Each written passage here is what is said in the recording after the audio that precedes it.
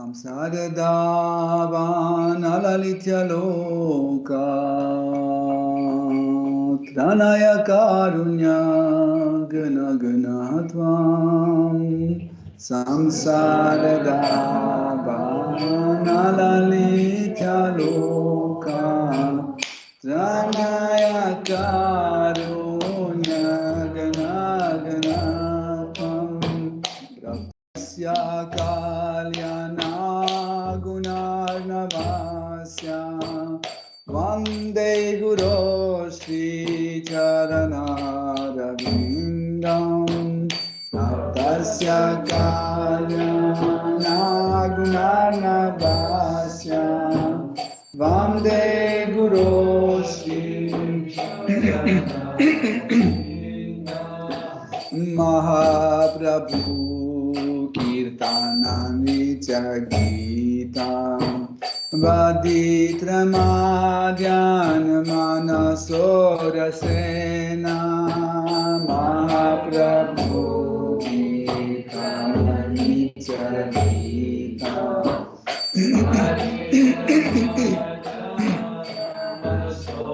Sena Romanchakam Pastu Taranga Bhaja Vande Guru Shri Charanaravindam Romanchakam Pastu Taranga Bhaja Vande Guru Shri Charanaravindam Vande Guru Shri Charanaravindam Vande Guru Shri Charanaravindam Vande Guru Shri Charanaravindam Vande Guru Shri Charanaravindam Shivigraharatana Nityanama Shingaratan Mandira Marjanada Shivigraharatana Nityanama Shingaratan Mandira Marjanada Yuktasya Bhaktam Shaniyunjatopi Vande Guru Shri Charanaravindam Yuktasya Bhaktam Shaniyunjatopi Vande Guru Shri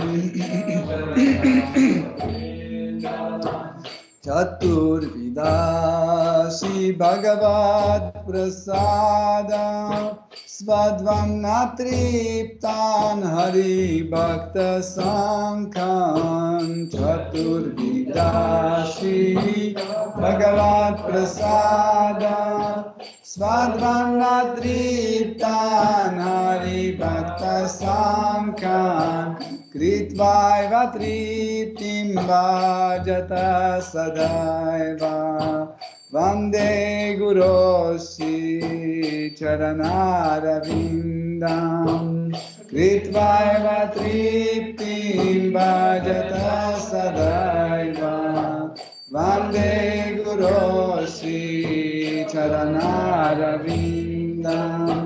वन्दे गुरो श्रीचरणारविन्दं वन्दे गुरो श्रीचरणारविन्दं वन्दे गुरो श्रीचरणारविन्दं वन्दे गुरो श्रीचरणारविन्दं श्रीराधिका माधवयोरपारा माथुर्यलीला गुणरूपनाम्नां श्रीराधिका माधवयोरपारा माथुर्यलीला गुणरूपनाम्नां प्रतीक्षणास्वादनलोलुपस्य वन्दे गुरो चरणारविन्दं प्रतीक्षणास्वादनलोलुपस्य वन्दे गुरो श्रीचरणारविन्दं निकुञ्जयुनो रातिकेलिसिधा यया लिपिर्युक्तिरपेक्षणीया निकुञ्जयुनो रातिकेलिसिधा यया लिपिर्युक्तिरपेक्षणीया तत्रातिदाक्षात् अतिबलवास्य वन्दे गुरो श्रीचरणारविन्दं तत्रातिदाक्षात् अतिबलवास्य वन्दे गुरो श्रीचरणारविन्दं वन्दे गुरो श्रीचरणारविन्दं वन्दे गुरो श्रीचरणारविन्दं वन्दे गुरो श्रीचरणारविन्दं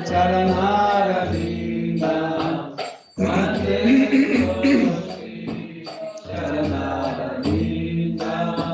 साक्षात् हरित्वेन समस्त्रशास्त्रात् उक्तास्तथा भाव्यत एव साध्वी साक्षात् हरित्वेन समस्त्रशास्त्रात् उक्तास्तथा भाव्यत एव साध्वी किन्तु प्रभोर्या प्रिय एव तस्य वन्दे गुरो श्रीचरणारविन्दं किन्तु प्रभोर्या प्रिय एव तस्य वन्दे गुरो श्रीचरणारविन्दं यस्य प्रसादात् भगवत् प्रसादः यस्य प्रसादान् न गति कुतोऽपि यस्य प्रसादात् भगवत् प्रसादः यस्य प्रसादान् न गति कुतोऽपि ध्यायास्तु वांस्तस्य शास्त्रीशान्त्यां वन्दे गुरो श्रीचरणारविन्दं ध्यायास्तु वांस्तस्य शास्त्रीशान्त्यां वन्दे गुरो श्रीचरणारविन्दं वन्दे गुरो श्रीचरणारविन्दं वन्दे गुरो श्रीचरणारविन्दं वन्दे गुरो श्रीचरणारविन्दं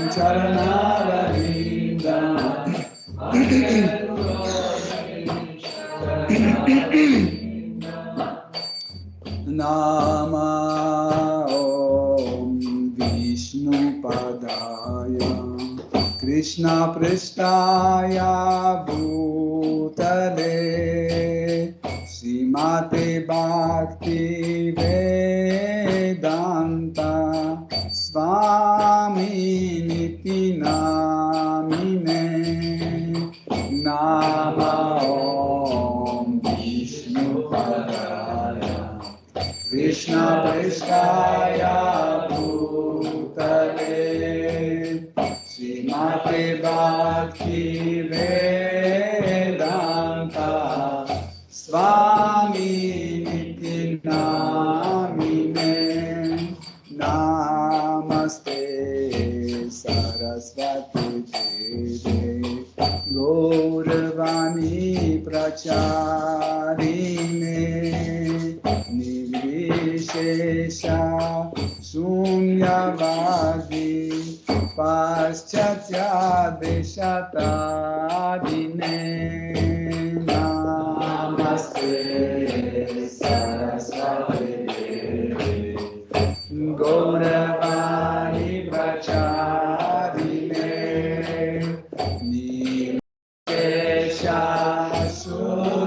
Sunyavadi Paschatya Deshatarine Jaya Shri Krishna Chaitanya Prabhu Nityananda Shri Advaita Gadadhara Shivasadi Gaura Bhakta Vrinda Jaya Shri Krishna Chaitanya Prabhu Nityananda Shri Advaita Gadadhara Shivasadi Gaura Bhakta Vrinda Hare Krishna, Krishna Krishna, Hare Hare, Hare Rama, Hare Rama, Rama Rama, Hare Hare, Hare Krishna, Hare Krishna. Krishna, Krishna, Hare Hare, Hare Rama, Hare Rama, Rama Rama, Hare Hare, Hare Krishna, Krishna, Krishna, Hare Hare, Hare Rama, Hare Rama, Rama Rama, Hare Hare, Hare Krishna,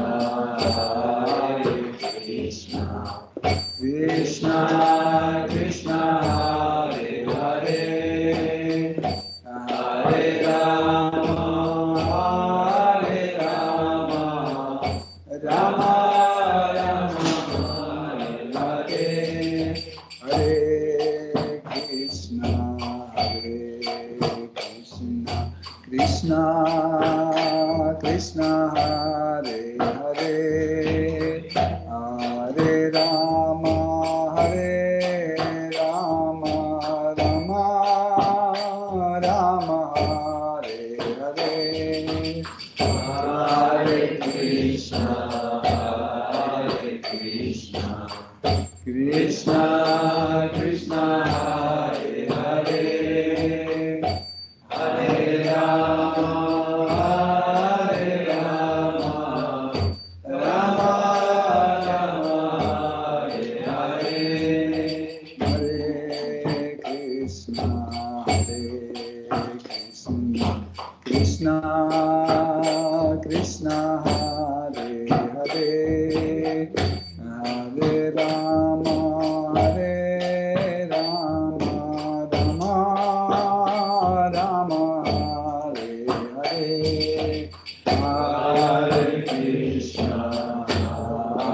Krishna, Krishna Krishna, Hare Hare, Hare Rama, Hare Rama, Rama Rama, Hare Hare,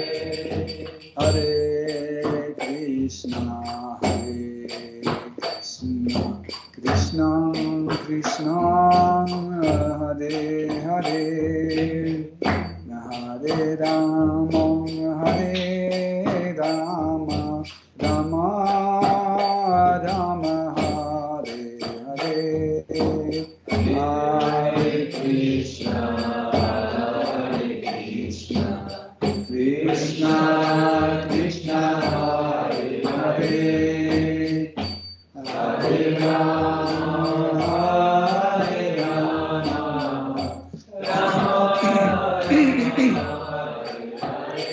Jayo Radha Madhava Kunja Bihari Jayo Radha Madhava Kunja Bihari, Jaya Radha Madhava Kunja Bihari Radha Madhava Kunja Bihari Gopi Jana Valabha Girivaradhari Gopi Jana Valabha Girivaradhari Yashodanandana Vraja Jana Ranjana Yashodanandana Vraja Jana Ranjana Yashodanandana Vraja Jana Ranjana Yashodanandana Vraja Jana Ranjana Yamuna Tira Vanachari Yamuna Tira Vanachari Yamuna Tira Vanachari Yamuna Tira Jaya Radha Madhava Kunja Bihari Jaya Radha Madhava Kunja Bihari Gopi Jana Valabha Girivaradhari Gopi Jana Valabha Girivaradhari, Gopi Jana Valabha Girivaradhari Gopi Jana Valabha Girivaradhari Yashodanandana Braja Jana Ranjana Yashodanandana Braja Jana Ranjana Yashodanandana Braja Jana Ranjana Yashodanandana Braja Jana Ranjana Yamuna Tira Vanachari Yamuna Tira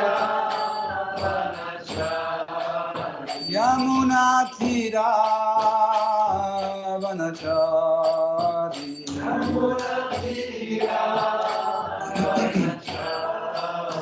Jaya Radha Madhava Kunja Bihari Jaya Radha Madhava Kunja Bihari Jaya Radha Madhava Kunja Bihari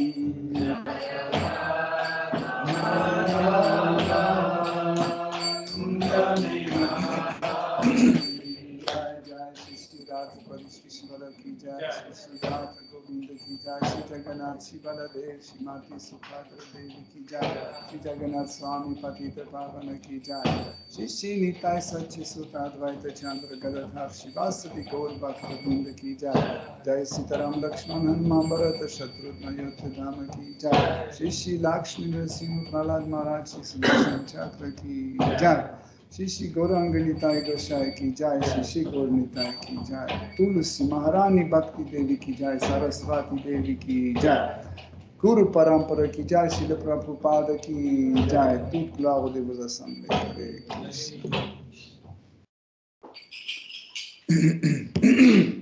Om Ajnanati Mirandasya Jananjana Shalakaya Chakshurunmilitam Yena Tasmai Shri Gurave Namaha Shri Chaitanya Manobhishtam Stapitam Yena Bhutale Svayam Rupa Kadamayam Dadati Svapadantikam Vandeham Shri Guru Shri Yuta Padakamalam Shri Gurum Vaishnavamscha Shri Rupam Sagrajatam Sahagana Raghunatham Vitam Tam Sajivam Sadvaitam Savadutam Parijana Saitam Krishna Chaitanya Devam Shri Radha Krishna Padam Sahagana Lalita Shri Vishakam Vitamscha Hey Krishna Karuna Sindhu Dina Bandhu Jagatpate Gopesha Gopika Kanta Radha Kanta Namostute Tapta Kanchana Gaurangi Radhe Vrindavaneshwari Vrishabhanu Sutte Devi Pranamami Hari Priye Vancha Kalpatarubhyascha Kripa Sindhubhya eva cha Patitanam Pavanebhyo Vaishnavebhyo Namo Namaha Nama Om Vishnu Padaya Krishna Preshtaya Bhutale Shrimate Bhaktivedanta Swaminiti Namine Namaste Sarasvati Deve Gauravani Pracharine Nirvishesha Shunyavadi Paschatya Deshatarine Jai Shri Krishna Chaitanya Prabhu Nityananda Shri Advaita Gadadhara Shivasadi Gaura Bhakta Vrinda Hare Krishna Krishna Krishna Hare Hare Hare Rama Rama Rama Hare Hare Hare Nama Hare Nama Eva Kevalam Kalunasteva Nasteva Nasteva Gatiranyataha.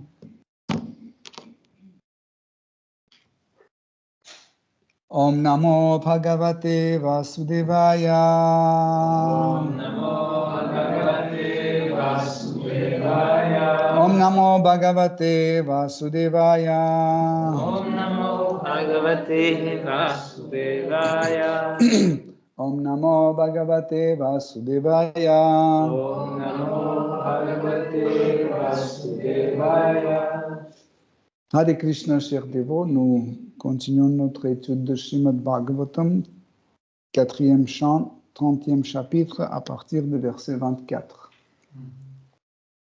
Namo Vishuddha Sattvaya Haraye Hari Mithase Vasudevaya Krishnaya Prabhave Sarva Sattvatam. Traduction. Ô Seigneur bien-aimé, toi dont l'existence ne dépend en rien des influences matérielles, nous t'offrons notre hommage respectueux. Ta grâce a toujours à cœur de dissiper les souffrances des bhaktas. En tant que Paramatma, tu te trouves partout, ainsi te connaît-on sous le nom de Vasudeva. Tu acceptes également Vasudeva comme pour père et tous te connaissent sous le nom de Krishna. En outre, ta bienveillance est telle que tu fais sans cesse s'accroître l'influence de tous les bhaktas, quels qu'ils soient. Teneur est porté par Srila Prabhupada. Le verset précédent nous disait que le Seigneur revêt 3 formes différentes, celles de Vishnu, de Brahma et de Shiva, pour créer, maintenir et annihiler la manifestation cosmique. Gritamaya Guna Vigrahaya. On appelle Guna Avatara ces 3 divinités principales de l'univers, Brahma, Vishnu et Shiva. Il existe bien des sortes d'avatara, et les premiers à venir en ce monde furent Brahma, Vishnu et Maheshvara, Shiva. D'entre ces 3 avatars, Brahma et Shiva possèdent des corps matériels, mais Vishnu, lui, ne revêt pas de forme matérielle. C'est pourquoi on le qualifie de Vishuddha-sattva. Son existence est totalement exempte de la souillure des 3 gunas. Il ne faut donc pas croire que Vishnu appartient à la même catégorie que Brahma et Shiva.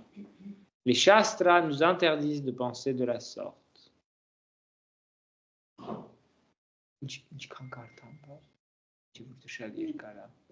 C'est bon, tu chapitre verset. Ce ok. Hare Krishna, merci. Merci.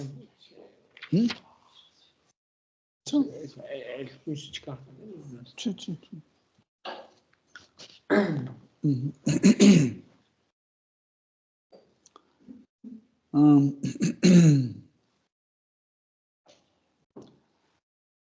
sommes toujours dans l'épisode où les 10 frères Pracheta continuent à glorifier Seigneur suprême, apparu devant leurs yeux.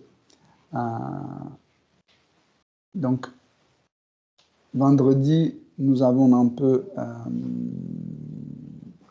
analysé le verset précédent en disant que quelle est l'origine, quel est l'impulse qui mène à quelqu'un présenter ses hommages à quelqu'un d'autre. Hein. Donc, et on a dit que cela est possible seulement quand nous voyons dans la personne à qui on présente nos hommages, nous voyons des qualités supérieures aux nôtres. Hein. Par exemple, quand vous voyez quelqu'un qui est digne recevoir vos hommages, vous présentez vos hommages. Qu'est-ce que ça veut dire digne? Par exemple, il est plus généreux que nous, il est plus dévoué à Krishna, il est plus austère, il a plus de connaissances que nous, etc. Automatiquement, chez un dévot, cela amène une envie de présenter ses hommages. Mais quand quelqu'un qui est non dévot et qui voit quelqu'un qui dépasse par ses qualités les siennes, il a une autre réaction. Il devient envieux, il commence à avoir les sentiments de la haine, intolérance, etc., etc. D'ailleurs, c'est comme ça que nous pouvons voir à quel point la personne est réalisée dans sa vie spirituelle.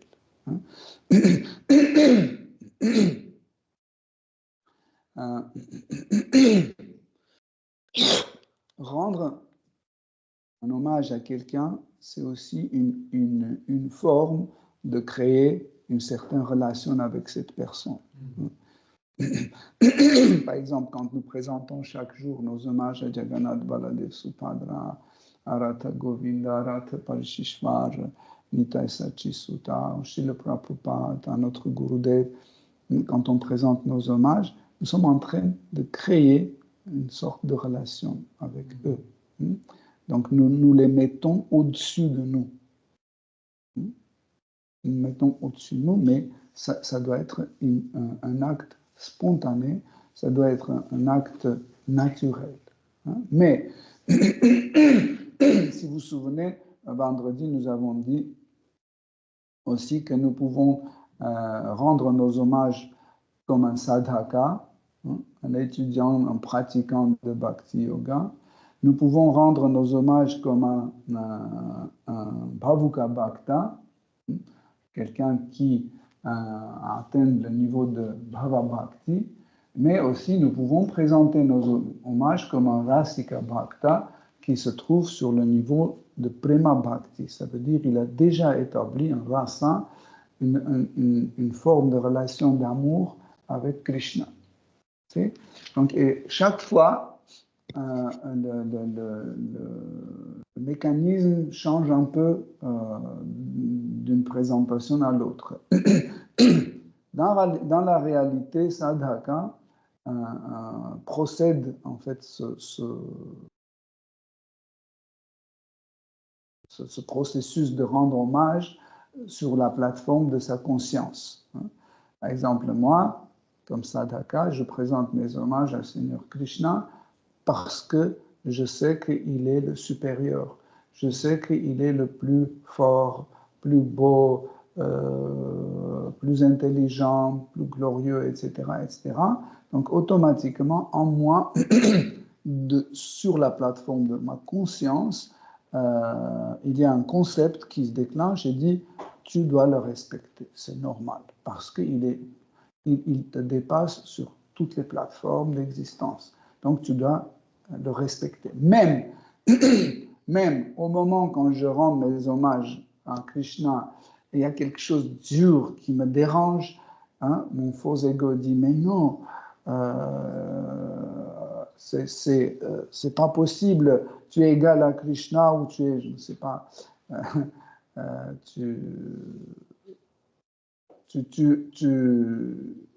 c'est une sorte d'humilité inutile, etc. C'est une humiliation carrément, et ça nous dérange de présenter nos hommages, mais un sadhaka doit se forcer de le faire. Comme ça, nous cassons cet orgueil qui est en nous. Hein? Et en fait, en cassant cet orgueil qui est en nous, nous commençons à avoir une certaine relation avec Shri Krishna. On devient plus près. On devient de plus en plus près à Krishna. Donc,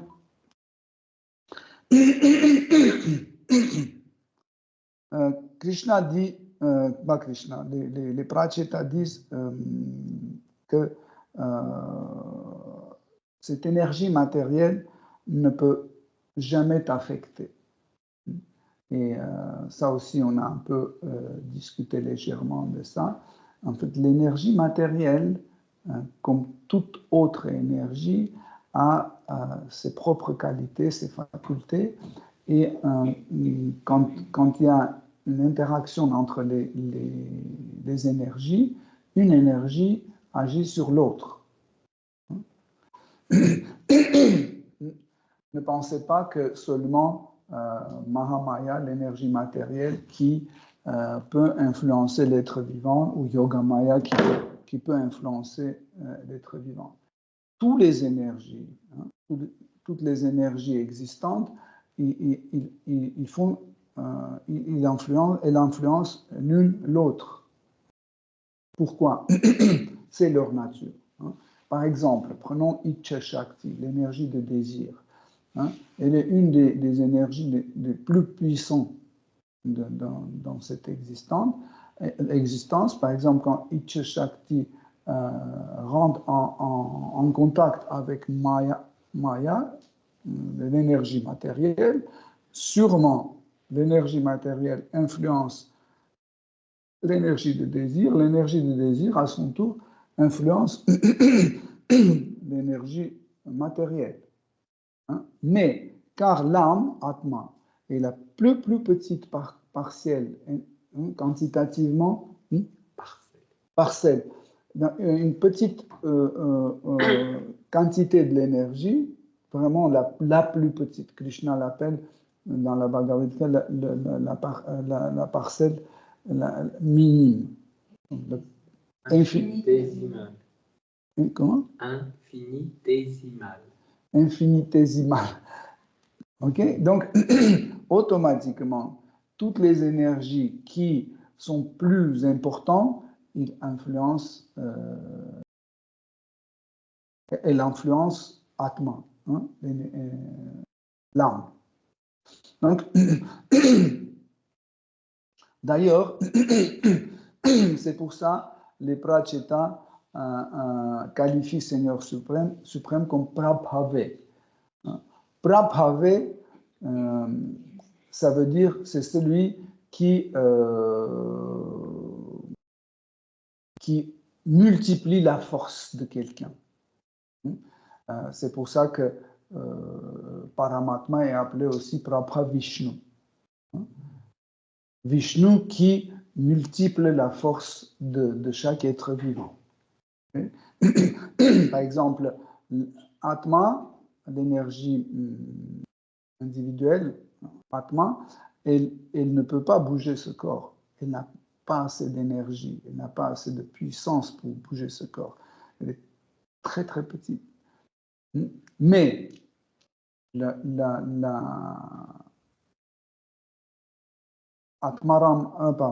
Prabhavishnu, Paramatma, multiplie les forces de Atma, comme ça, Atma devient capable de bouger ce corps. Vous comprenez? Et les 10 frères Prachetas, ils disent que parce que tu multiplies les efforts d'un être vivant, nous te rendons nos images. Donc, nous, hommage. Nous te rendons nos images. Donc,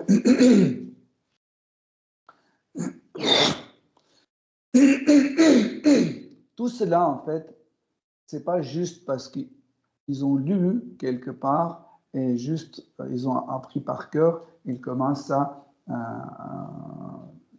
dire à Seigneur Vishnu. Non, c'est que durant ces 10 000 ans, quand ils ont fait leur austérité sur l'eau, sous l'eau, hein, quand ils étaient en train de méditer, etc., cette méditation leur a apporté une expérience ainsi une réalisation.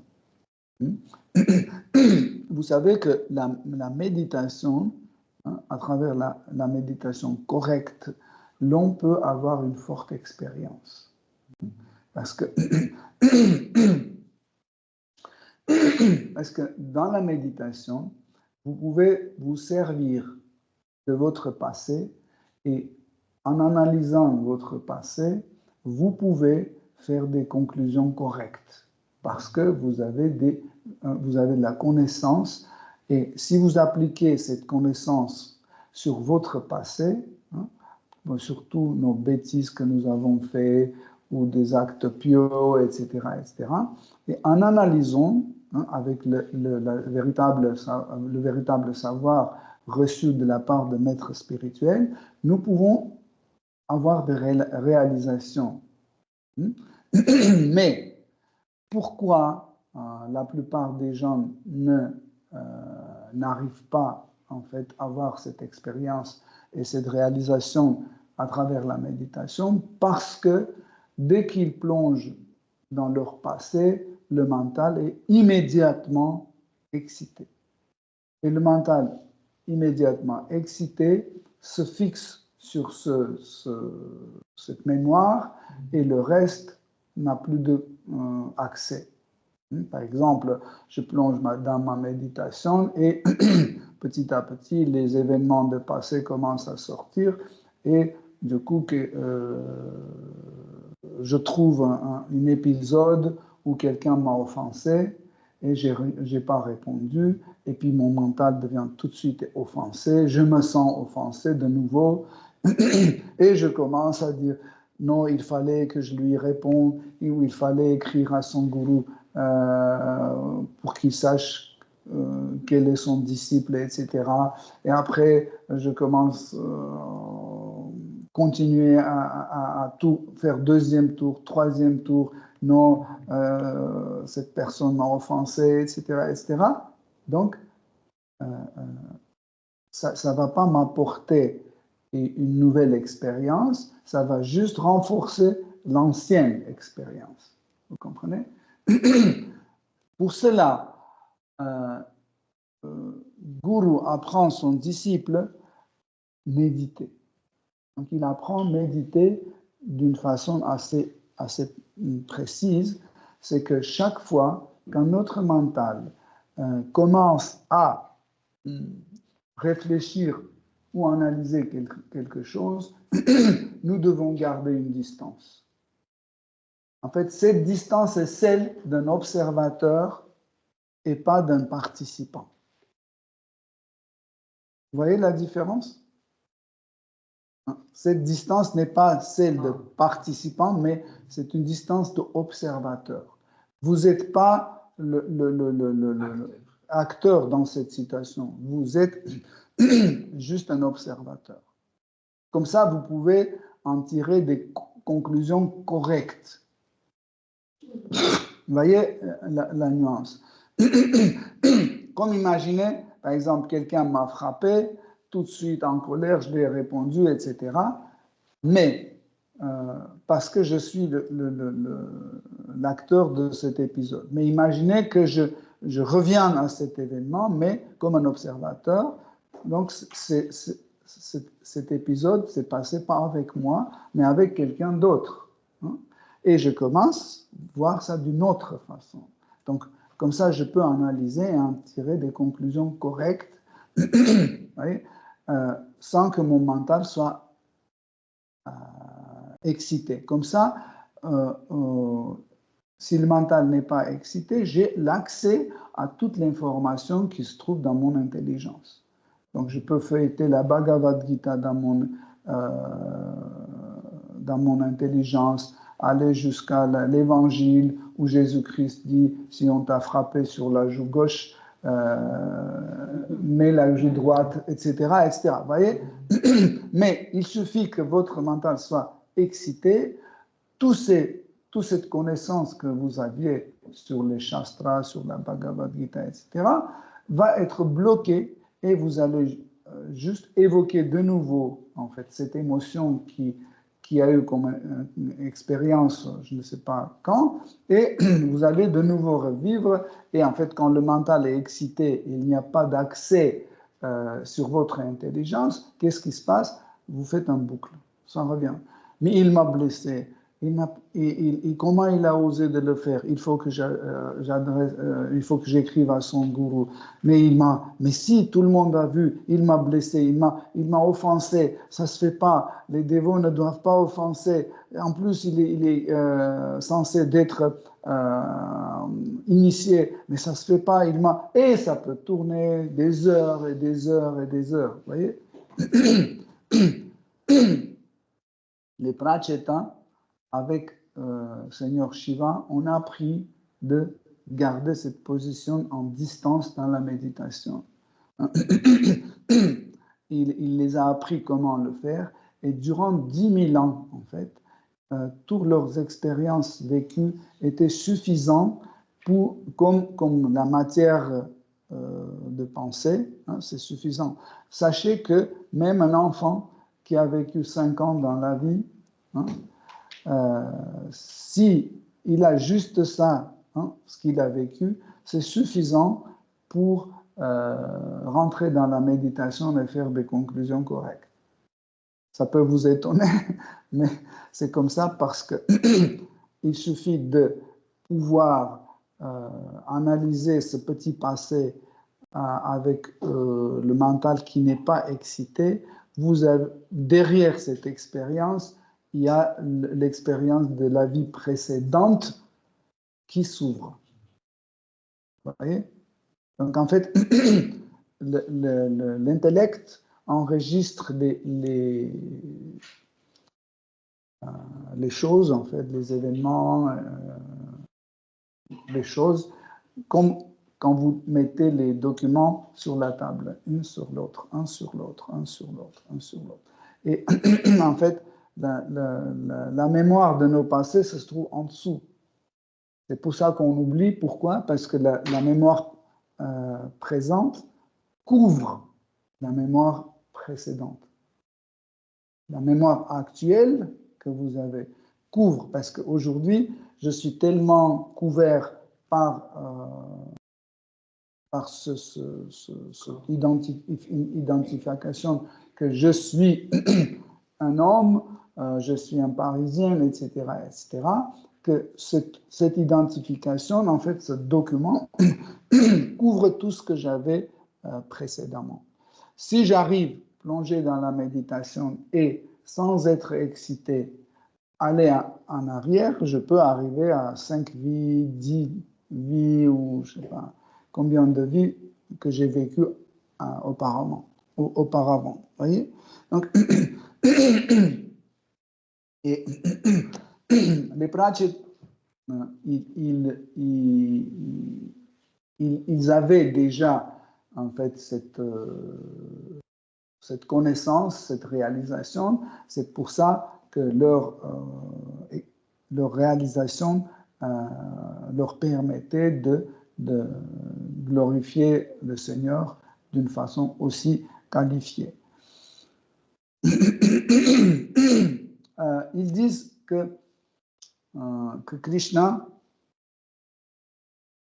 pense toujours comment il peut enlever la souffrance de ses dévots. Là aussi, un lecteur de Srimad Bhagavatam ordinaire peut se tromper en fait à ce sujet et il peut dire mais attendez, c'est faux, on a des preuves où le Seigneur n'a pas intervenu. Regardez, Jésus-Christ, le Fils aimé de Dieu, mais pourquoi il ne l'a pas protégé? Pourquoi il n'a pas supprimé ses souffrances? Et pourtant, il est le plus fort, il est omniprésent, omnipotent, etc. Mais pourquoi il n'est pas intervenu? Et où est son amour, etc. Il y a plusieurs génocides dans ce monde. Pourquoi il n'est pas intervenu?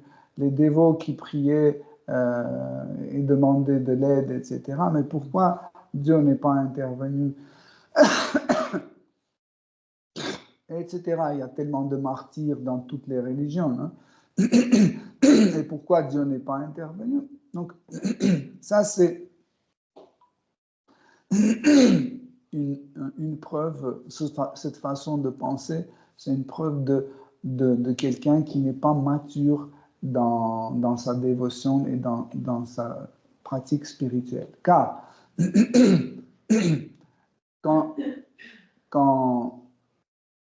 un Seigneur prend une décision par rapport à un de ses dévots, il le fait pour renforcer le lien entre lui et son pur dévot. Nous, qui ne voyons pas ce qui est derrière, nous jugeons juste d'une façon factuelle. On voit ça. Donc, si le Seigneur n'a pas aidé à Jésus-Christ, il a laissé le crucifier, donc il est sans pitié, il n'a pas de sentiment de compassion, etc. etc. Mais nous ne voyons pas ce qu'il y a derrière. Parce que un dévot a besoin de changer ou faire grandir, faire croître ses émotions. Et certaines émotions peuvent grandir seulement dans certaines conditions. Par exemple, prenons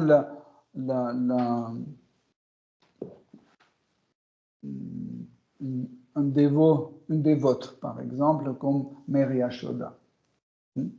Mère Yashoda a des sentiments envers Krishna très forts. Mais si ce sentiment ne soit pas de temps en temps renforcé ou chaque instant ne soit pas renforcé, l'ananda, la félicité que Mère Yashoda sent, sera habituée et petit à petit va reculer. Nous disons que dans le monde spirituel, ananda, la félicité est toujours croissante. Et cela est grâce aux situations dans lesquelles Krishna met son dévot pour que ces émotions commencent à croître, à grandir. Okay? Par exemple, une des émotions, ou une des bhavas qui lie un dévot, par exemple, qui est dans Vatsalya Rasa, dans la relation parentale avec Krishna, c'est un sentiment qu'on appelle sneha. Le sentiment sneha, c'est quand ton objet d'amour te semble assez fragile et il a besoin d'être protégé. Vous voyez? Ça, c'est le sentiment, le bhava, qui est la racine de Vatsalya Rasa, de relation parentale. Okay? Tous les parents, même quand leur enfant a 60 ans, disent « Oh mon fils, oh ma fille », c'est normal parce que c'est une relation parentale. Krishna est 1 million de fois plus fort que sa mère, mais c'est le rasa qui dit « Oh, ne tombe pas ». Elle toujours demande à Shri Narayana, elle dit « Protège mon fils Krishna, s'il te plaît ». Vous voyez? Mais imaginez en fait que ce sentiment ne soit pas renforcé. Petit à petit, elle va dire « Bon, ok, tout se passe bien, Krishna est déjà protégé ». Non, Krishna tout de suite crée une situation. Par exemple, il fait apparaître un démon à Vrindavan. Et tout de suite, on vient dire « Yashoda, tu sais qu'il y a un démon dans la forêt de Vrindavan et ton fils est là. » Qu'est-ce qui se passe? Ce sentiment sneha qui fait le rasa, en fait, qui est la racine de ces races, tout de suite commence à devenir plus fort. Elle veut tout de suite protéger Krishna, elle se prête à donner sa vie tout de suite, elle pense qu'est-ce que je peux faire, comment je peux faire, etc. etc. Donc, et en fait, tous ces ressentis augmentent la félicité. De l'extérieur, nous pouvons penser qu'elle souffre. Hein? Mais cette, entre guillemets, souffrance, comme résultat, a la félicité. Pareil, même quand Jésus était crucifié, ou Saint Bartholomé, il était écorché vif, sachez que leur foi était tellement forte, hein, que la foi était tellement forte que ça apportait une félicité.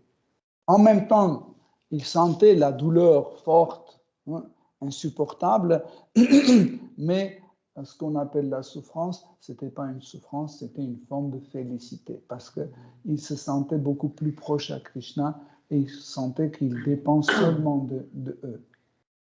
Donc, par exemple, Jésus-Christ, il a crié sur la croix, « Pourquoi tu m'as abandonné ?» Vous voyez? Il a crié, « Pourquoi tu m'as abandonné ?» Et souvent, on ne comprend pas le Fils de Dieu, pourquoi il dit, Dieu n'abandonne jamais son dévot. Mais il l'a fait pour renforcer ce sentiment de dépendance du Seigneur. Okay? Donc, pour cela, en fait, quand les Prachetas disent dans ce verset que Seigneur, il enlève les souffrances, il enlève, mais pour chaque dévot, il agit d'une façon différente. À quelqu'un, il donne l'argent, à l'autre, il donne une bonne femme, à quelqu'un, un enfant, à un autre, la connaissance, à un autre, une voiture. Pour les autres, il enlève son argent.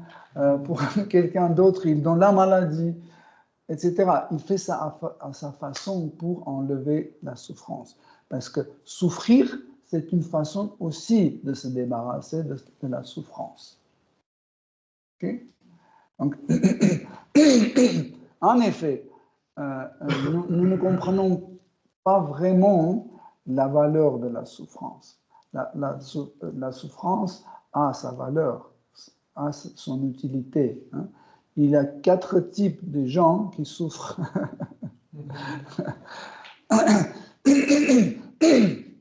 Le premier type de gens qui souffrent, c'est ceux qui souffrent.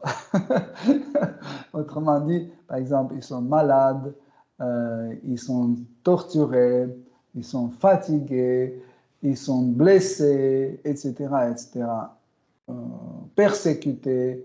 Donc tout ça, c'est des gens qui souffrent. C'est la première catégorie.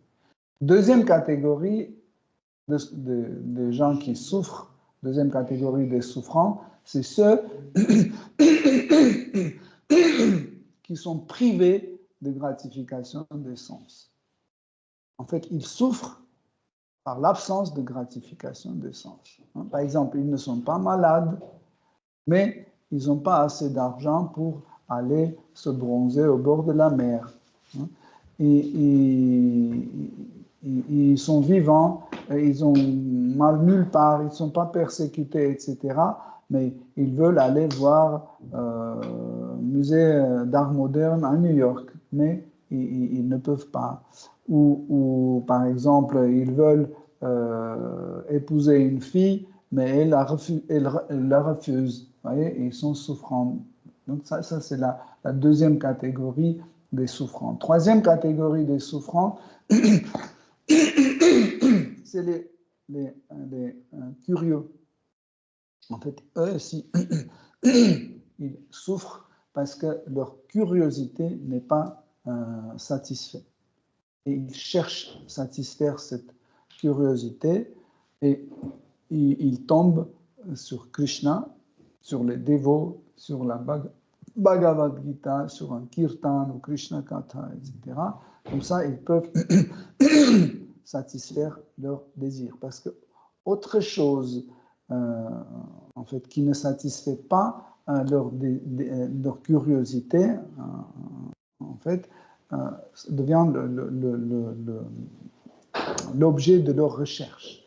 Hein, par exemple, des fois, nous avons des gens qui viennent à Yoga Lyrique et disent « Oh, on était chez Témoins de Jéhovah ou ailleurs, je ne sais pas, mais on n'est pas satisfait parce que c'est comme ça. » Il ne répond pas à cette question, il ne répond pas à cette question, et puis c'est pas intéressant, ils sont trop tristes, etc. Chez vous, c'est très intéressant. Pourquoi vous faites ça? Pourquoi vous avez un collier en bois? Pourquoi vous ne mangez pas la viande? Pourquoi vous ne buvez pas l'alcool? Pourquoi? En fait, ça, et plus on raconte, plus ça satisfait leur curiosité. Mais tant que cette curiosité n'est pas satisfaite, eux, ils souffrent aussi. Okay? Et quatrième catégorie des souffrances, c'est ceux qui cherchent la vérité absolue. Pourquoi ils sont souffrants aussi? Parce qu'ils connaissent les choses qui sont vraies, mais ils voient que cette chose vraie ne marche pas. En fait, ils marchent dans certaines conditions, ou autrement, c'est conditionnel. Tout ce qu'ils connaissent comme vrai, c'est conditionnel. Ils voient que, oui, un truc, enfin, j'ai trouvé un truc qui marche bien, qui est super, mais dans une autre condition, ça ne marche pas. Ça marche dans cette condition, mais dans l'autre condition, ça ne marche pas. Donc, ce n'est pas absolu. Et ils commencent à chercher l'absolu. Et pendant ces recherches, ils souffrent. Donc, ces quatre catégories sont les souffrants parce qu'en fait, ce type de souffrance qu'ils revivent, ce type de souffrance n'apporte pas la félicité. Les dévots, les bhaktas, ils sont dans une autre catégorie. Par exemple, les premières quatre, on peut les appeler les croyants. Ce n'est pas des dévots, c'est des croyants. Pourquoi? Parce qu'ils ont leur motif. Ils croient en Dieu, ils savent que Dieu peut satisfaire leurs désirs. Et c'est pour ça qu'ils commencent, tous ces quatre types, ils commencent à faire le sadhana bhakti, ils commencent à pratiquer les règles et principes de bhakti, de service dévotionnel. Mais ils ont leur motif. Ce n'est pas Krishna qui est leur motif, c'est en fait un de ces quatre types de choses qui devient leur motif pour commencer sadhana bhakti. Mais un dévot n'est pas intéressé par ces quatre choses.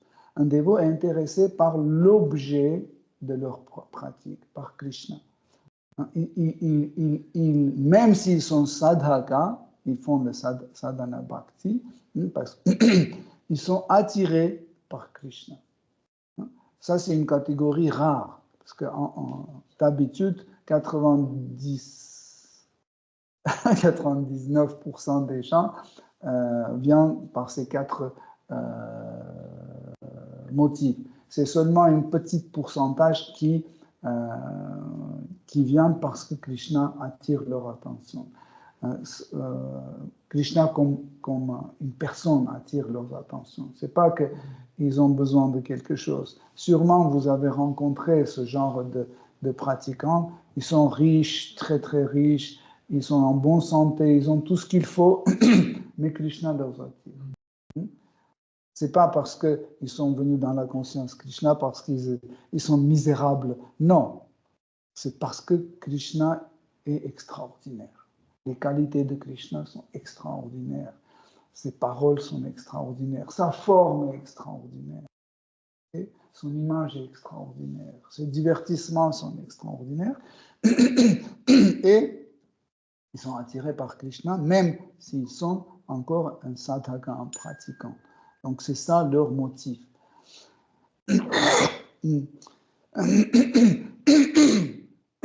Donc dans ce verset, les Prachets disent qu'on t'appelle Vasudeva parce que tu acceptes Vasudeva comme ton père. Vasudeva, le mari de Devaki, tous les deux sont devenus les parents de Krishna. Krishna était né à Mathura, était né chez eux. Et en fait, pour ça, qu'on appelait Vasudeva. Donc, quand on dit Vasudeva à Krishna, souvent on souligne ou on veut accentuer qu'il est fils de Vasudeva. Et en fait, Vasudeva, on appelle Krishna de Mathura ou de Dvaraka. En fait, le Krishna qui est l'habitant de Vrindavan n'est pas appelé Vasudeva. On appelle aussi Vasudeva Krishna. Par exemple, quand on chante Om Namo Bhagavate Vasudevaya au début de lecture de Srimad Bhagavatam. Donc, Vasudeva, c'est une forme de Krishna, une manifestation de Krishna qui manifeste l'énergie de la conscience. Donc, il est le gérant de la conscience et en fait, Vasudeva veut dire aussi celui qui est maître et la source de tous les sens. Si vous prenez ces deux concepts et vous allez voir qu'en fait, la conscience qui est manifestée par Vasudeva manifeste tous nos autres sens. Tous nos sens, voir, entendre, goûter, et sentir, etc., tous ces sens sont des aspects différents aspects de la conscience. C'est pour ça que Vasudeva englobe ces deux concepts, le concept de la conscience et le concept de sens. Donc dans le Vasudeva, ces deux concepts sont réunis.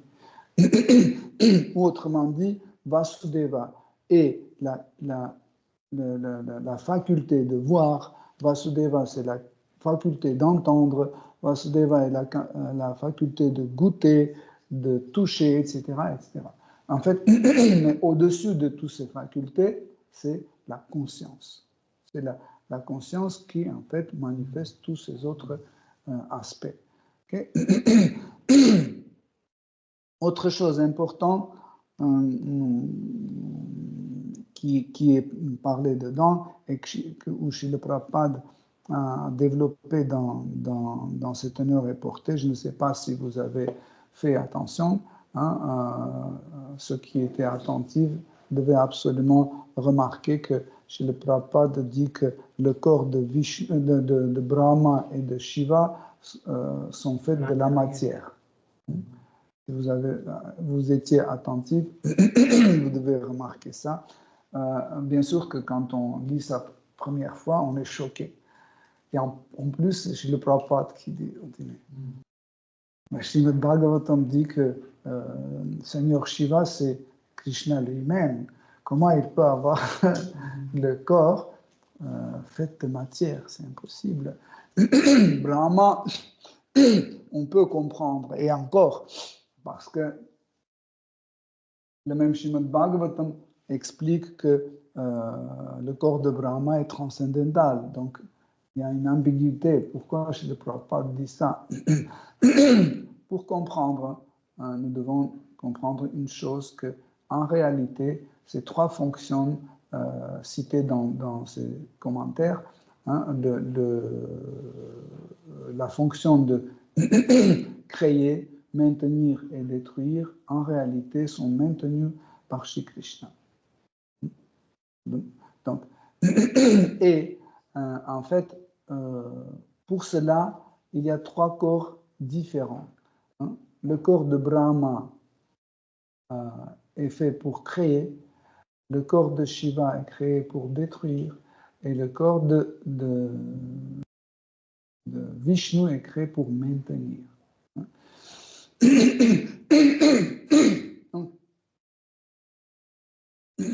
Qu'est-ce que c'est un corps? Pourquoi le corps se manifeste? En fait, la manifestation de corps, c'est quelque chose de naturel. Pourquoi? Parce qu'il y a la nature d'un être vivant qui définit la forme et la forme de ce corps. Dans le monde matériel, c'est le faux ego qui manifeste le corps à travers l'énergie matérielle. Ça veut dire, notre conscience rentre en contact avec l'énergie matérielle et Paramatma nous aide à construire avec cette matière, construire ce corps. Okay? Ce corps est le reflet de notre conscience matérielle. Okay? Dans le monde spirituel, car il n'y a pas des éléments perturbateurs comme 3 gunas d'énergie matérielle. Donc là-bas, en fait, la nature d'un être vivant se manifeste directement sans être perturbée, sans être déformée. C'est une manifestation directe. Pourquoi? Parce qu'il y a la nécessité il y a une forte nécessité de comprendre notre identité, il y a une forte nécessité de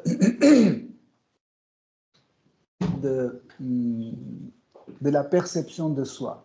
Sachez que tant que votre corps n'est pas manifesté, donc vous ne pouvez pas avoir une idée de vous-même.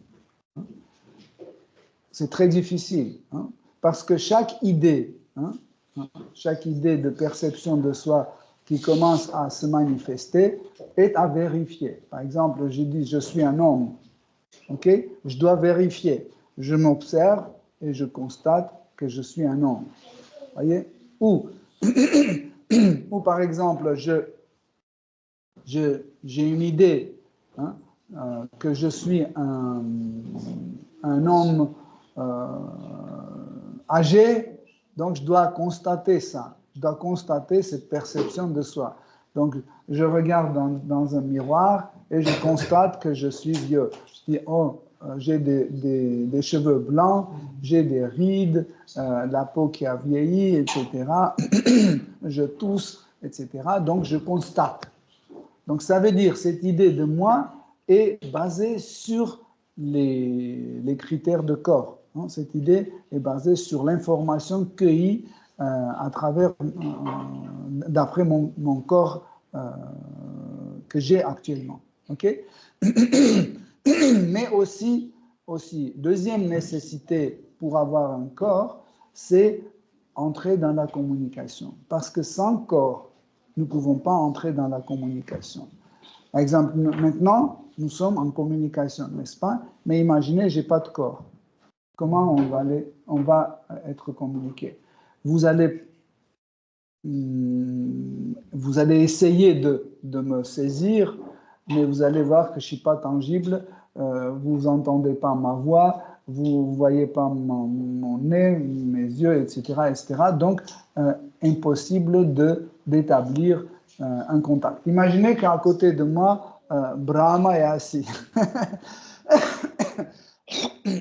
Brahma est assis. Mais comment vous pouvez prouver qu'il est là si vous ne percevez pas? Okay? Donc, pour ça, en fait, nous avons besoin d'un corps qui nous aide à rentrer dans une communication. Okay? Donc, par exemple, quand une âme va dans Brahma Jyoti, dans le corps de Brahman impersonnel, il ne manifeste pas le corps. Et pourtant, il est là-bas. Et Brahman impersonnel, c'est un milieu spirituel. L'énergie matérielle ne rentre pas dans le Brahman impersonnel. C'est le contraire. C'est le Brahman impersonnel qui pénètre l'énergie matérielle, le monde matériel. Mais on peut dire, mais c'est quoi qui empêche un corps se manifester dans Brahman impersonnel? Parce qu'on est là, nous avons notre identité, et pourquoi dans ce cas-là le corps ne se manifeste pas? Tout simplement parce qu'on rejette notre identité. Okay? Donc on rejette. Qu'est-ce que ça veut dire rejeter mes identités? Rejeter mon identité, ça veut dire je constate que je n'ai pas d'âge, je constate que je n'ai pas de différence avec des autres, je constate que je n'ai pas de désir. Donc, si vous n'avez pas de désir, votre corps ne sera pas défini. Vous comprenez? Par exemple, comment dans ma vie suivante, comment je peux avoir le corps d'un oiseau? Il me faut un désir de voler. Si je n'ai pas de désir de voler, sur quelle base Krishna va m'offrir le corps d'un oiseau? Okay? C'est pour ça que le corps n'est pas manifesté dans Brahman impersonnel à cause de renoncement d'identité. Donc, dans le monde matériel, nous manifestons un corps en se basant sur notre faux ego. Dans le monde spirituel, nous manifestons un corps en se basant sur notre vrai ego. Okay? Maintenant, prenons les paroles de Prabhupada quand il dit que Seigneur Shiva, en fait, a le corps matériel. Qu'est-ce que ça veut dire? Cela veut dire que Seigneur Shiva utilise l'énergie matérielle pour se manifester. Mais il ne se trouve pas sous l'influence d'énergie matérielle. Okay? Pareil comme Murti. Le mot Murti veut dire qui a pris la forme. Si vous traduisez de sanskrit, cela veut dire que celui qui a pris la forme, c'est Murti. Donc, ça veut dire Seigneur Jagannath, Krishna, il a pris cette forme. Baladev, il a pris cette forme. Subhadra a pris cette forme. Donc, ils ont utilisé l'énergie matérielle pour devenir accessible à nos yeux. Okay? Donc, ça veut dire, Seigneur Shiva, il utilise l'énergie matérielle pour devenir accessible à nos yeux. Par exemple, quand Seigneur Shiva va venir ici, son corps est une totale miséricorde. Pourquoi? Parce qu'il utilise l'énergie matérielle, parce que je peux voir la matière. Je peux voir les fleurs, la table, vous, le soleil, etc., qui sont tous faits de la matière. Comme ça, Seigneur Shiva utilise aussi, en fait, cette énergie matérielle, pour devenir accessible à nos yeux et pour pouvoir communiquer avec nous. Okay? Mais l'énergie matérielle est complètement sous contrôle. Donc, en fait, l'énergie matérielle est sous contrôle. Okay? Mais lui-même, il dit, mais moi, je suis sous contrôle de Seigneur Vishnu. Shiva dit que je suis sous contrôle de Seigneur Vishnu. Okay? Brahma, Seigneur Brahma a autre tendance. Donc, il utilise aussi l'énergie matérielle, okay? Mais cette partie d'énergie matérielle qu'il utilise pour rentrer en contact ou communiquer avec nous, cette énergie matérielle se trouve partiellement sous son contrôle. Pourquoi partiellement? Parce qu'il a juste son devoir, créer ce monde. En fait, son pouvoir ne s'étale pas, sur le pouvoir de détruire, ou il ne s'étale pas sur le pouvoir de maintenir. Okay? Donc son pouvoir est limité. Son pouvoir est limité aussi par la connaissance que Krishna lui a donnée. Okay? Donc ça veut dire sa mission, la mission de Brahma est réduite.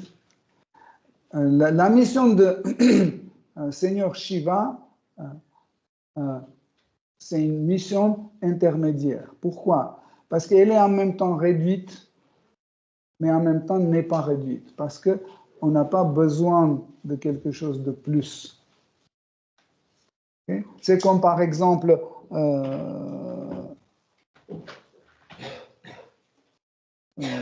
j'ai une voiture qui peut transporter 50 tonnes de pierre.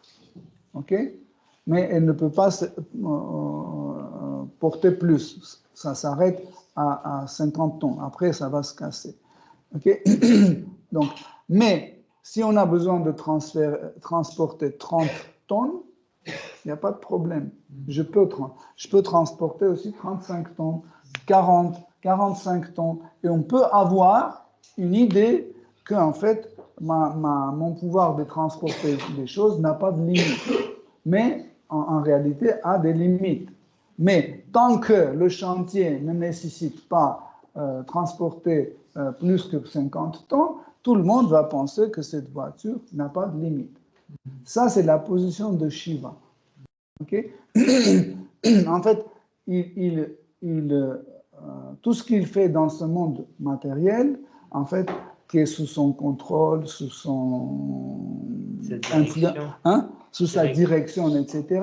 Donc, mais parce que ce monde matériel ne nécessite pas plus que ça, ne nécessite pas, donc on peut avoir l'idée que Seigneur Shiva est le supérieur à tous et de tout. Souvent, à cause de ça, les dévots de Shiva, souvent ils font cette erreur, ils disent, bah, regardez, tout ce que Vishnu fait dans ce monde matériel, Shiva fait aussi. Donc quelle est la différence? Donc ils sont pareils. Mais c'est faux parce que Seigneur Shiva lui-même, il dit que en fait, la puissance et la gloire de Seigneur Vishnu me dépasse toujours. C'est pour ça que sur mon autel, il y a son murti et pas mon murti sur son autel. Voilà, donc, en fait, quand Srila Prabhupada dit que le corps de Shiva est matériel, ça ne veut pas dire que son corps est influencé par l'énergie matérielle. Vous pouvez ça constater dans Srimad Bhagavatam. Hein. Si c'était le cas, Seigneur Shiva, quand il a bu l'océan de poison, il pouvait mourir tout de suite, comme nous. Donc, c'est pas passé comme ça. Hein. Pourquoi? Parce qu'en fait, il est le maître de l'énergie matérielle. Hein. Il est Swami de Durga, le mari de Durga, le maître de Durga, hein, de l'énergie matérielle. Okay? C'est pour ça que l'énergie matérielle ne l'influence pas. C'est le contraire, c'est lui qui influence et c'est l'énergie matérielle qui est sous son contrôle. Mais juste, il utilise cette matière, cette énergie matérielle, pour en fait jouer ce divertissement ou se divertir dans ce monde matériel. Vous voyez la nuance, c'est très important à comprendre. Ça veut, en aucun cas, ça veut dire que le corps de Shiva est matériel dans le sens qu'il n'est pas spirituel et Shiva est fait de la matière. Non, pas du tout. Pareil, Krishna utilise l'énergie matérielle sous une autre forme pour créer la Virat Rupa. Hein, quand on étudiait Virat Rupa, vous vous souvenez, on a dit qu'en fait, le Virat Rupa est composé de l'énergie matérielle. Mais on ne peut pas dire que le corps de Krishna n'est pas spirituel. Spirituel, mais fait de l'énergie matérielle. Comme on a dit plusieurs fois, l'idée matérielle, on peut l'utiliser dans deux sens. Un sens, quand on dit matériel, c'est le contraire de spirituel. Et deuxième, quand on dit matériel, c'est la matière. Par exemple, Chit Shakti, c'est une matière. Okay? Chit Shakti, c'est l'énergie le spirituel, Yoga Maya aussi, par exemple. Hein? Yoga Maya, c'est aussi une énergie spirituelle, interne, etc. Mais Yoga Maya, c'est une matière aussi. Sandhini Shakti, l'énergie de l'existence, est aussi une matière. Donc c'est dans ce sens-là. Et quand Srila Prabhupada utilise ce mot et dit que le corps de Seigneur Shiva est matériel, en fait c'est juste une traduction. Moi je mettrais plutôt, je traduirais autrement, c'est fait de matière. Elle est faite de matière. Donc, comme nous pouvons communiquer à travers différentes façons, donc on peut utiliser différents moyens de communication. Krishna aussi, il utilise différents moyens de communication. Par exemple, maintenant, j'utilise l'énergie matérielle grossière, la terre, etc., etc., pour qu'on puisse communiquer. Mais ce n'est pas une seule façon. Je peux apparaître devant vos yeux aussi sur l'écran de votre téléphone. Hein? Mais là-bas, en fait, moi, je vais me manifester à travers la lumière. En fait, quand on se parle par vidéo, hein, vidéocommunication, c'est une communication à travers la lumière, parce que vous voyez juste la lumière. Mais vous savez à qui vous parlez. Vous savez que vous parlez à moi, parce que c'est ma forme qui apparaît dans votre appareil. C'est ma forme qui bouge devant vous, c'est ma forme qui vous parle. Mais j'utilise seulement la lumière pour vous parler. Pareil, Krishna peut utiliser différentes choses, par exemple dans différentes autres énergies, différentes autres matières. Par exemple, dans le monde spirituel, Krishna utilise Chit Shakti. Krishna utilise Chit Shakti pour la communication. Donc son corps, il manifeste à travers Chit Shakti. Les corps de dévots, des arbres, etc., qui sont aussi des dévots, ils manifestent à travers Chit Shakti. Mais aussi,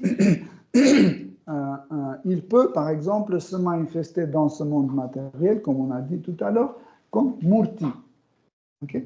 Par exemple, aussi, il peut se manifester à travers une autre matière plus tangible, par exemple le mental, hein? Manasamurti. Manasamurti, c'est une forme qu'on peut contempler dans notre intelligence avec notre mental. Donc, Krishna se manifeste dans notre intellect et mental, se manifeste avec cette énergie subtile. Et c'est une autre façon. Mais Krishna peut se manifester aussi avec Yoga Maya. Ça, c'est une autre façon de se manifester. En fait, des fois, vous pouvez lire dans Srimad Bhagavatam comment Shukadev Goswami dit que Krishna est manifesté dans ce monde matériel à travers son énergie Yoga Maya. Ça, c'est très subtil. En fait, le principe de Yoga Maya, c'est qu'il agit sur nos sens et nous le voyons à l'intérieur comme si c'était à l'extérieur de nous. Comme une illusion. Comme je vais expliquer, parce que Yoga Maya, c'est une illusion aussi, c'est une énergie illusoire. Hein? Par exemple, vous marchez dans la rue et vous voyez loin une pièce de monnaie. Oh Krishna, j'ai une pièce de monnaie. Et vous continuez à marcher, 30 secondes après, vous vous baissez et vous voyez qu'en fait, ce n'est pas une pièce de monnaie, c'est juste un petit rond de bouchon de bière, par exemple. Okay? Mais pendant ces 30 secondes, vous voyez cette pièce de monnaie. Vous comprenez? Vous le voyez, elle était réelle. C'est pour ça que vous vous êtes baissé pour prendre. Okay? C'est de la même façon, Krishna crée son image à travers cette illusion appelée Yoga Maya. Nous le voyons, mais il n'est pas là, il est dans le monde spirituel. C'est une autre forme. Donc, je ne vais pas vous en fait citer tout ce que Krishna fait, parce que Krishna a différentes possibilités de se manifester dans ce monde matériel. On a cité juste quelques-uns pour que ce soit compréhensible et pour qu'on ne tombe pas dans cette ambiguïté quand Srila Prabhupada explique que les corps de Brahma et de Shiva sont faits de la matière. Hein? Okay. Bon, Hare Krishna, on va s'arrêter ici. Si vous avez des questions, des commentaires, c'est bienvenu.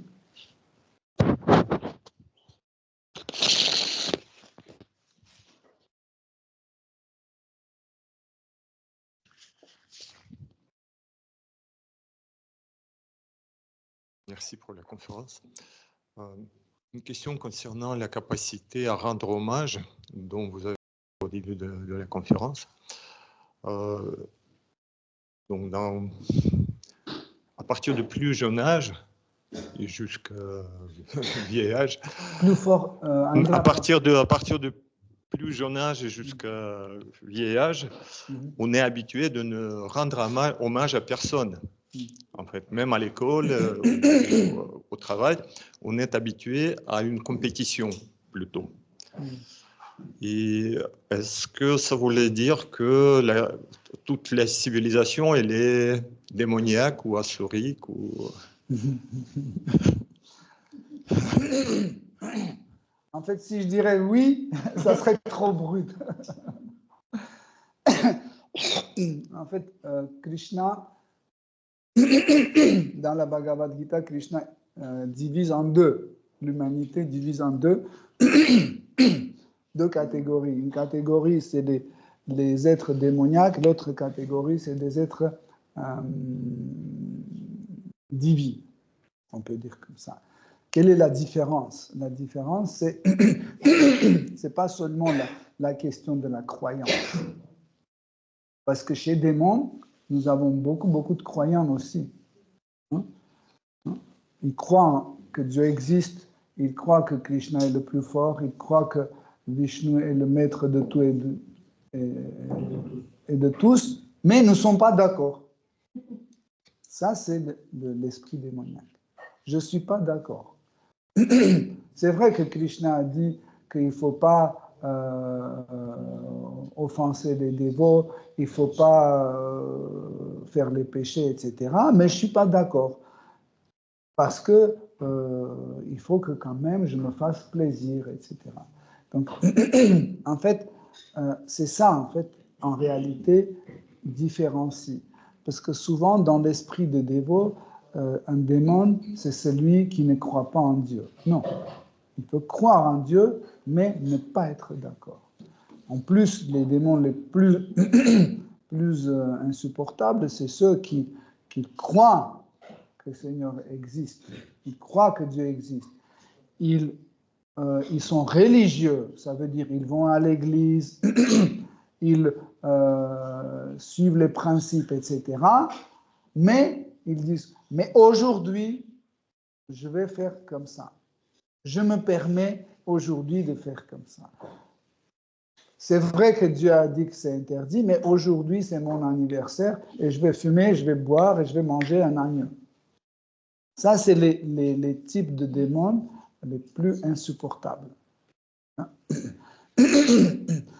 Donc, rendre un hommage à quelqu'un, comme on a dit, c'est l'acceptation de la supériorité, l'acceptation de ses qualités. On peut rendre nos hommages aussi quand on est émerveillé par ses qualités. Par exemple, quelqu'un qui chante tellement bien, on est émerveillé et on rend nos hommages. Rendre hommage, c'est pas seulement aller faire un dandavat. Nous pouvons rendre un hommage aussi en lui envoyant un bouquet de fleurs. Ça aussi, c'est rendre un hommage. Ou par exemple, écrire dans le livre d'or, écrire c'est magnifique, c'est merveilleux, etc., etc. Ça aussi, c'est une sorte de rendre hommage. Ou chanter, en rendant hommage, chanter sa gloire. Par exemple, quand on dit Jairatha Matava Kunja Bihari, on rend nos hommages à Ratha Matava. On rend à cette personne nos hommages. Pourquoi? Parce qu'on glorifie. Okay? Ou par exemple, quelqu'un qui chante Suzanne, Suzanne, il rend ses hommages à cette fille. Pourquoi? Parce qu'il est tombé amoureux de cette fille et il pense qu'elle est la meilleure parmi toutes ces filles, mais en réalité, elle n'est pas meilleure juste parce que ses sens sont excités, c'est tout. Mais elle n'est pas la meilleure. Donc, quand un enfant va dans le Gurukul, le gourou commence à apprendre le principe et l'idée de respect, d'hommage. Et il apprend son disciple de devenir qualifié pour savoir à qui, comment rendre hommage et à quel degré. Même un dévot qualifié doit comprendre comment différencier, rendre un hommage à Guru et rendre un hommage à Krishna. Parce que Chaitanya Charitamrita dit que Guru n'est pas différent de Krishna et on doit l'adorer comme Krishna. Mais Shri Prabhupada disait que mais Krishna c'est Krishna, Guru c'est Guru. Même si on doit adorer Guru comme Krishna, leur statut ou leur état constitutionnel ne change pas. Guru reste toujours Guru, Krishna reste toujours Krishna. Krishna est l'origine et le Guru initial ou Adi Guru, et notre Guru, il est celui qui le représente. Krishna dit, par exemple, Krishna dit je suis le talent d'Andon. Guru le manifeste. Ça passe à travers le Guru. Guru nous dit la même chose. C'est pas comme ça que Krishna dit je suis le talent en homme et Guru dit bon finalement c'est moi qui ai ton talent. Non, c'est Krishna qui est le talent en toi. Il ne dit pas que c'est moi qui ai le talent. Vous voyez? Nuance. Donc, un dévot qualifié arrive rendre un hommage à Krishna et à son Guru d'une façon différente. Mais tellement correcte que et le Guru est satisfait et Krishna est satisfait. Il arrive aussi à rendre hommage aux autres dévots, ceux qui ont le même âge, ceux qui sont plus âgés ou plus qualifiés, et ceux qui sont moins qualifiés et plus jeunes. Il arrive à distinguer et il arrive à rendre ces hommages d'une façon différente à chaque type. Même un dévot qualifié est tellement qualifié qu'il peut rendre ses hommages à un non-croyant, même un démon. Par exemple, Narada Muni, il rendait ses hommages à Hiranyakashipu, mais de telle façon que ce n'était pas le même comme si on rend nos hommages à Krishna ou à un autre guru. Vous voyez? Donc ça, c'est important. Prahlad Maharaj, c'est aussi un dévot très qualifié qui rendait ses hommages à son père. Mais ce n'était pas le même niveau d'hommage que quand il rendait son hommage à Seigneur Vishnu. Vous voyez? Merci. Vous avez dit aussi que c'est notre jalousie, notre envie qui empêche de rendre hommage. Mais en plus de ça, par exemple, dans la vie professionnelle, si on rend hommage, on est considéré comme plus faible. On est considéré comme plus faible, comme faible. Pourquoi? Dans la vie professionnelle. Oui. Donc, est-ce que ça veut dire qu'il faut bien faire attention à quel moment et dans quelles circonstances rendre hommage? Oui, sûrement. C'est pour ça que j'ai parlé de la qualification d'un dévot. Mais en fait, un matérialiste peut rendre hommage à son chef ou à son collègue, etc. Mais ici, nous parlons d'hommage, d'un hommage rendu par un dévot. Okay? Donc un dévot, même s'il rend ses hommages à son collègue, par exemple, il dit « Tu as écrit ce livre d'une façon extraordinaire » ou je ne sais pas, « as gagné le concours, bravo, c'est extraordinaire, que Krishna multiplie tes talents, par exemple. Que Krishna, qui t'a donné cette opportunité d'être le champion, que Krishna multiplie tes talents. Donc, tu vois, il rend son hommage, mais il lui offre le contexte de dépendance de Krishna, pour qu'il comprenne en fait qu'il est devenu champion du monde grâce à Krishna. Et en même temps, il a rendu un hommage. Il a dit bravo, que Krishna multiplie tes talents, etc. Tu vois la nuance. Mais en général, les hommages rendus par les pracheta, ce sont des hommages des dévots, et nous traitions en fait comment le dévot rend ses hommages à toute catégorie des êtres vivants. Merci. Est-ce que ça veut dire qu'on doit comprendre que les qualifications de dévot, ça veut dire qu'il doit comprendre le contexte dans lequel il rend le spectre pour les êtres humains qui les entourent. C'est-à-dire que s'il est au travail, il comprend le contexte. Si on rend l'hommage des autres, ils ne vont pas comprendre ce qu'il veut dire.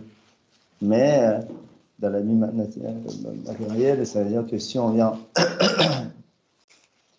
au boulot, on rend le respect pour les gens. Et c'est la qualification d'un dévot. Et si on vient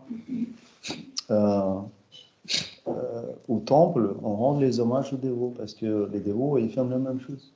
Donc là, c'est une sorte de communication, et un dévot, il doit comprendre le contexte. Le comprendre le contexte, c'est ça la qualification des dévots. Mais Je en sais fait, pas, c'est peut-être... Oui, c'est normal. En fait, un dévot qualifié, il prend en compte le contexte. Des fois, comme on a expliqué, rendre hommage, ça ne veut pas dire vraiment faire un dandavat. Mais, par exemple, imaginez que Guru rentre et nous sommes assis comme ça, et Guru dit « Jai Maharaj !» Donc, même si on prend le contexte, hein, par exemple, ce non-compréhension de contexte sont expliqués dans Srimad Bhagavatam, par exemple dans l'histoire de Daksha. Si vous vous souvenez, on a étudié ce lila avec Daksha. Daksha était le beau-père de Shiva, parce que Sati était la fille de Daksha. Et quand Daksha faisait le grand sacrifice, hein,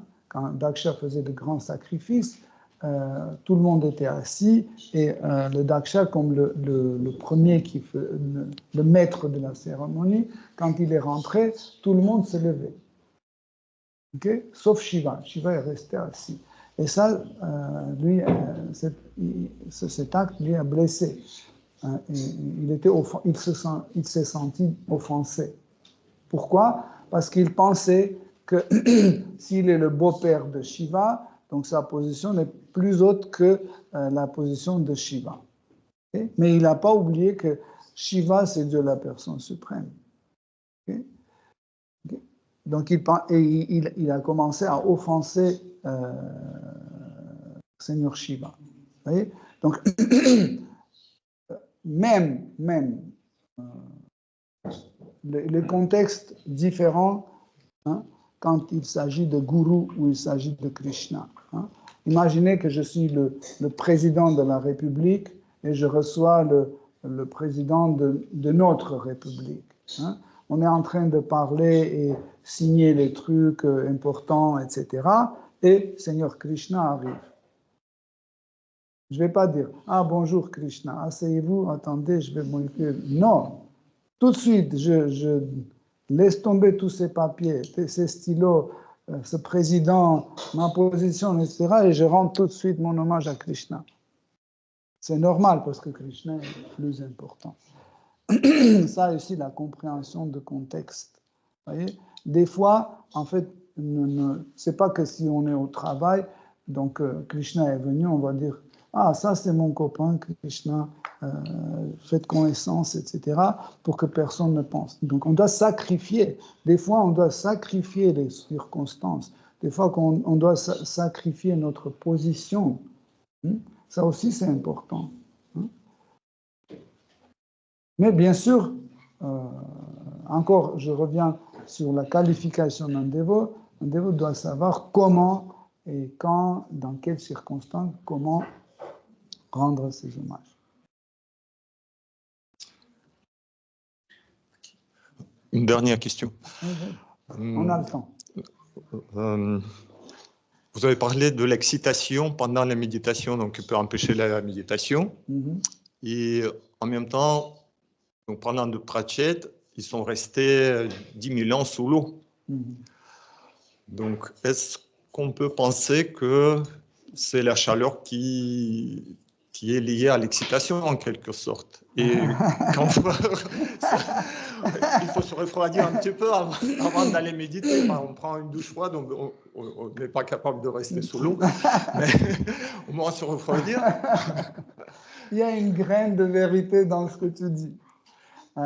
Par exemple, si vous avez remarqué, souvent on dessine, on représente les yogis en train de méditer, toujours dans les Himalayas, dans les endroits froids. Dans les endroits plus froids, par exemple, là où il y a la neige, etc. Et c'est vrai qu'en fait, le froid baisse le rajas. Le froid baisse le rajas. Par exemple, même la relation sexuelle, quand il fait très froid, les gens n'arrivent pas à le faire parce que en fait, le rajas baisse jusqu'à 0 et ils n'arrivent pas à faire des relations sexuelles. Pourquoi? C'est l'influence du froid. Donc, c'est l'extrême froid. Donc, en fait, tout ce qui est extrême, ça rentre dans la catégorie de tamas. Par exemple, extrême froid, extrême chaud, c'est dans la catégorie de tamas. Et tamas, comme nous avons dit, se manifeste aussi comme Nil Shakti, l'énergie de la destruction. Par exemple, si je augmente la température de mon corps, j'arrive à 40, 45, 50, 60, 70, 100, mon corps sera détruit. Donc, je suis passé de l'extrême. Pareil, si je commence à refroidir mon corps, ça c'est le même effet. Moins 5, moins 30, moins 40, moins 50, et le corps sera détruit. C'est pour ça que quand on cuisine, il ne faut pas dépasser la température, ni au-dessus de 0 trop, ni en dessous de 0. Parce que par exemple, si vous mettez sur une plaque qui fait moins 50 degrés, vous mettez quelque chose, par exemple un brocoli, ça sera cuit. Tandis que dans le frigo, ça ne cuit pas parce que ce n'est pas un extrême froid. Donc la destruction, en fait, c'est une tendance de enlever ou empêcher. Donc en fait, le froid joue ce rôle. Mais ce n'est pas le contexte principal et ce n'était pas les conditions qui leur a permis de garder. Bien sûr que quand ils étaient sous l'eau, c'était aussi une sorte de protection de ne pas avoir d'autres communications.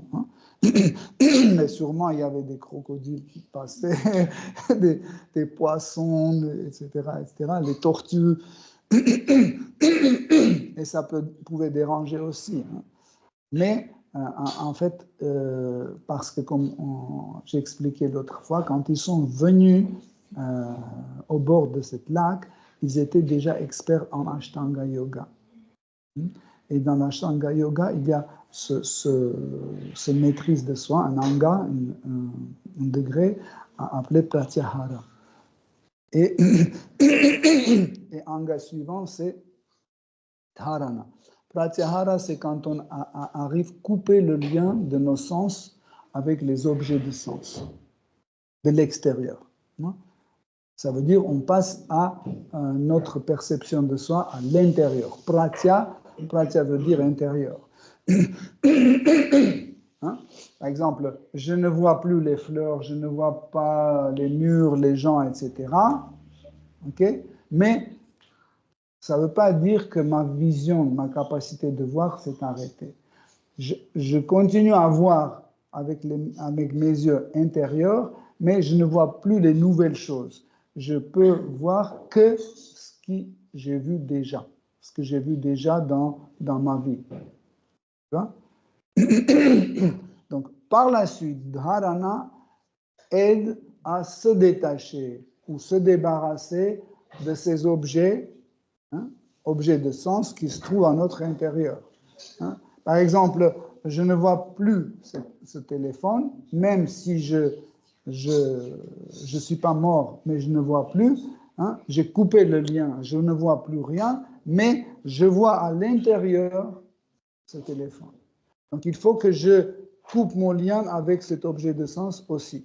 Par exemple, ceux qui ont la méditation impersonnelle, au niveau de pratyahara, et dharana, donc à l'extérieur est coupé, mais à l'intérieur, avec le dharana, c'est la faculté de concentrer l'attention sur quelque chose, hein, fortement, et selon la volonté. Ce n'est pas parce que quelqu'un crie et je le regarde. Non. Il ne crie pas, mais je peux concentrer mon attention sur lui ou sur une chose. Okay? Donc, la méditation impersonnelle serait de telle sorte, par exemple, je rentre dans cette méditation et je commence à feuilleter, comme un journal, je commence à feuilleter mon intelligence. Hein?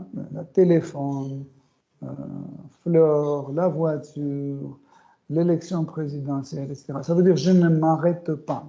Grâce à la force de dharana, je ne m'arrête sur aucun objet de sens. Je fais ça c'est pas Brahman, ça c'est pas Brahman, ça c'est pas Brahman, ça c'est pas Brahman, comme ça. Tandis que un dévot, un personnaliste, dans sa méditation, grâce à dharana, à ce pouvoir de concentrer l'attention sur un objet, il reconstruit l'image de Paramatma ou de Krishna dans son intellect. Elle se fixe son attention dessus et il ne voit plus rien d'autre. Automatiquement, tous les objets de sens sont coupés. Ça, c'est le pouvoir de dharana. Donc, c'est comme ça qu'on arrive, et en fait, ce que les prachetas ont fait, donc, ils n'ont pas allé sur la méditation, ils n'ont pas utilisé la méditation impersonnelle, ils ont utilisé la méditation personnelle. Ce qui est intéressant, jusqu'à aujourd'hui, certains impersonnalistes, ils utilisent la méditation personnelle, ils disent ça, on le fait pour s'entraîner, pour pouvoir concentrer notre attention sur un objet. Parce que quand ils se concentrent sur une fleur, cette fleur peut exciter leur sens. Ou s'ils se concentrent sur une fille ou sur un chien ou autre, ça peut exciter le sens parce qu'avec ce chien, il y a des liens, il y a le voisin, voisine, l'argent, les dettes, etc. Pour en fait s'entraîner et que le mental soit bien concentré sur une chose, il utilise la méthode de dharana, mais il met Krishna. Il met Krishna, l'image de Krishna, l'image de Govinda. Ils disent, mais après, quand on est bien entraîné, on peut passer à une autre phase plus haute, la méditation sur le Brahman impersonnel. Voilà. Merci. Ok, chers dévots, Hare Krishna, l'heure de prasad est venue. Shri Srimad Bhagavatam ki jai, Shri Prabhupada ki jai, tous gloires aux dévots assemblés, Hare Krishna.